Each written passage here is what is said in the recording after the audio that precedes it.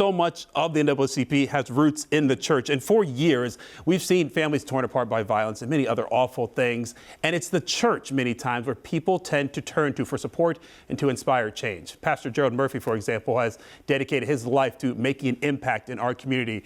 And he tells our Jordan Dunlap, it all begins with really being the change you want to see in the world. There has to be a willingness to meet people where they are to really see change. During the summer of 2020, we saw police brutality, protest, and violence around America. Then we all had to navigate the isolation that came with the COVID-19 pandemic. Although the church is often looked at as a place of hope during moments of despair, Pastor Gerald Murphy says that that's not all the church is. He says that through intentional fellowship, prayer, and commitment to others, that lives will be changed. Pastor Gerald says the church has an important proactive role to play in fighting violence. He tells me that true change moves at the speed of relationship. Community impact really has to do with relationships.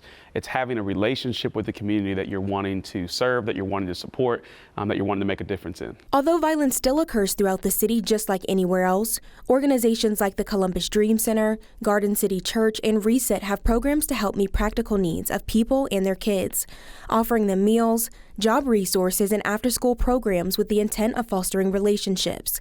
When it comes to how the church can better support the community, Pastor Gerald says it will require going the extra mile to serve people, and this really became evident during the pandemic. What I saw over those years was just a willingness to come together.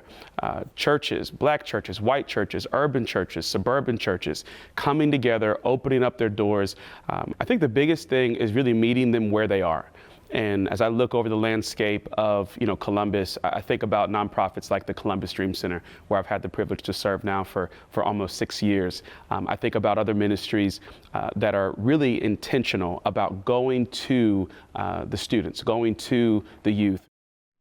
So Pastor Gerald also told me that it's really important for the Church of Columbus specifically to be well informed, but also connected to things that are happening throughout the city. Yeah, and we've seen that over the last several years with the pandemic, the violence, especially starting in early 2020, that the church has had to find ways to adapt and to meet people right where they are in the communities that they're in, and not make them feel ashamed of, or not make them feel like they don't belong, right? Yeah, and I think it's too like a different level of outreach. Again, like not just being the four walls of the church, but actually going to people's houses, having lunches with them, and just doing more intentional things that truly do matter. So I love that. The churches have always been great about reaching people, but again, when you are stuck with these constraints that we've had with the pandemic, and now lately, just making sure that you're reaching people, because they're not walking into the church all the time, sadly. We know it's down a little bit, but you're finding ways to get to them. So he made a good point in saying that. Thank you so much, George, for bringing that to our attention.